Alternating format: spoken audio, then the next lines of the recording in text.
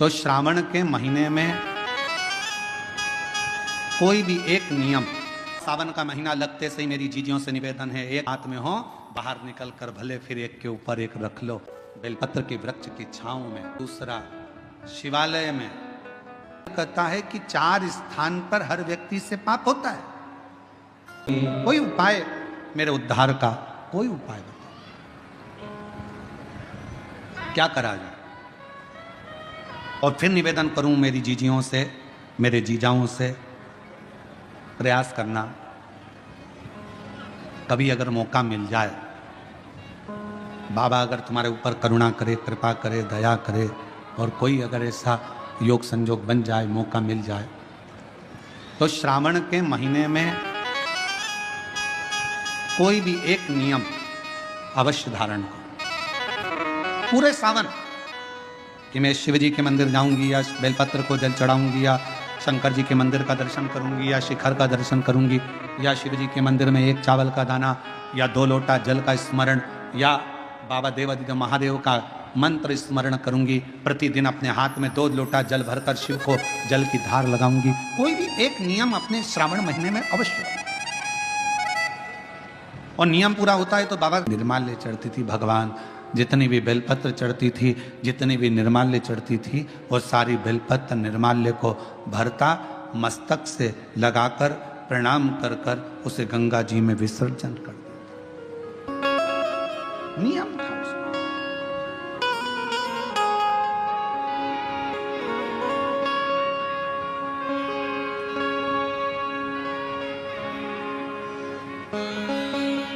आपसे भी निवेदन है, सुबह सुबह शिव जी के मंदिर जाते हो आप लोग, 1 लोटा जल चढ़ाने के लिए जाते हो, शंकर जी के मंदिर में जो निर्माल्य पड़ा रहता है, इधर उधर अगर कोई फूल पत्ती बेलपत्र सामग्री पड़ी रहती है, उसको उठाकर एक और जब रखो तो उसको प्रणाम करा करो।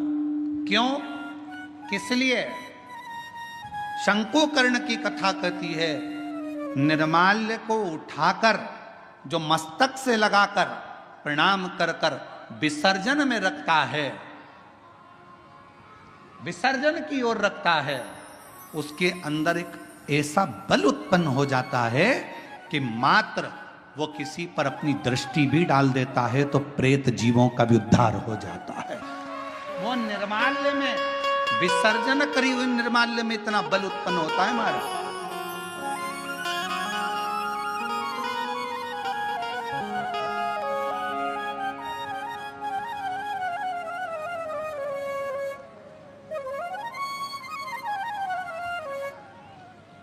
उठाया, सिर से लगाया, प्रणाम करा, नमन करा, प्रणाम कर कर विसर्जन में रखा। शंकुकर्ण गंगा जी का स्नान करता, विश्वनाथ का मंदिर का बुआरी लगाता, सफाई करता, निर्माल्य उठाता, विसर्जन में रखता। समय बीत गया। एक बार शंकुकर्ण गंगा जी का स्नान कर कर, निर्माल्य विसर्जन कर कर आ रहा था तो क्या देखता है कि एक दुबला पतला सा, जिसकी केवल हड्डियां हैं, कहीं कहीं पर उसके मांस है और शरीर के नेत्र बड़े विशाल हैं, दांत बहुत बाहर निकले हुए हैं, बड़े बड़े कान है, शीश बहुत बड़ा है। उसको देखकर आश्चर्य हुआ उसे, ये कौन है, ये है कौन? उसको बड़ा आश्चर्य। शंकुकर्ण ने थोड़ी देर तक उसको देखा। बेलपत्र शिव महापुराण की कथा बेजापुर में चल रही है। पूरा विश्व, केवल भारत देश ही नहीं, विदेश के लोग भी इस शिव महापुराण की कथा का बहुत समय से इंतजार कर रहे थे कि एक बार बेलपत्र शिव पुराण सुनने को मिले, और वो कथा बेजापुर वालों को मिली है। बहुत ध्यान से सुनना इस कथा का, एक एक कथा के क्रम को श्रवण करिएगा जरा। बेजापुर की जो कथा चल रही है बेलपत्र, यह कोई साधारण कथा नहीं।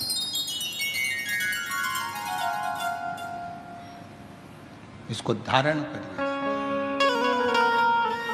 बड़े बड़े कान हैं। शिव जी तुम्हारे तप से, शिव जी तुम्हारी साधना से, शिव जी तुम्हारी तपस्या से जितनी जल्दी प्रसन्न नहीं होते, शिव जी उतनी जल्दी एक लोटे जल से प्रसन्न हो जाते हैं।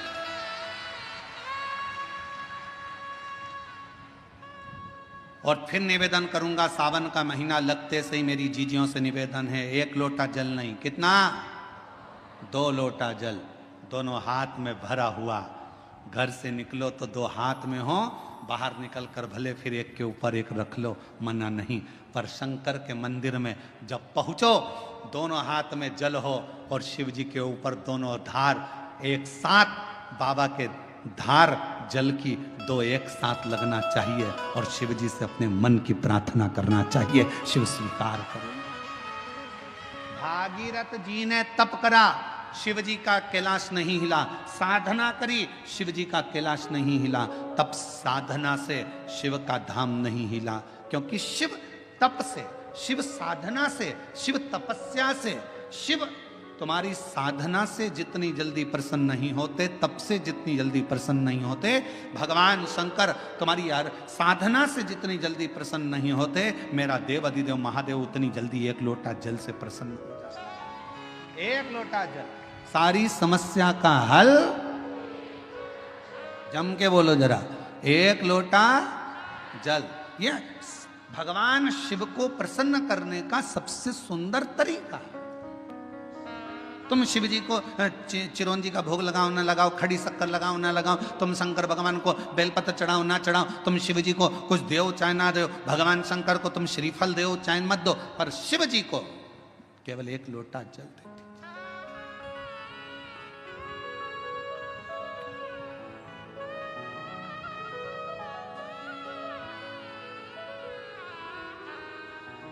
'छत्तीसगढ़ में एक बहन ने एक प्रश्न लिख के भेजा था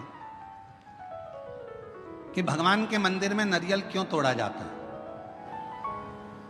जी जाऊन भी बोल सकते हैं, भगवान के मंदिर में नारियल क्यों तोड़ा जाता है।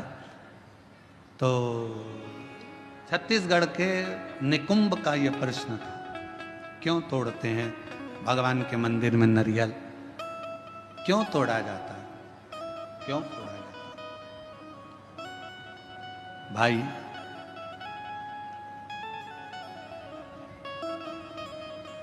कहा तो कहा भगवान को प्रसन्न करने के लिए,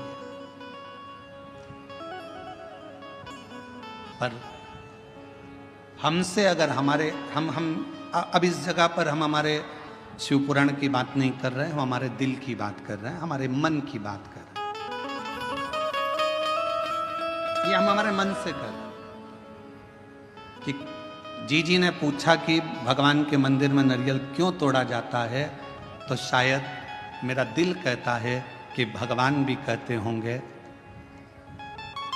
तू मेरे मंदिर में नारियल तोड़ ले पर अपने घर को मत टूटने देना, तू मेरे मंदिर में नारियल तोड़ ले पर अपने राष्ट्र को मत टूटने देना, तू मेरे मंदिर में नारियल तोड़ ले पर अपने सनातन को मत टूटने देना, वो नारियल के रूप में स्वीकार।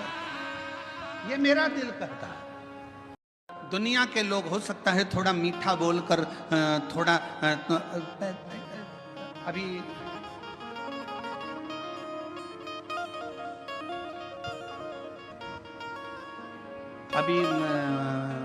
बहुत अच्छे अच्छे फल आ रहे हैं बाजार में, बहुत अच्छे अच्छे आ रहे हैं, उसमें से एक मैंगो आम, जामुन,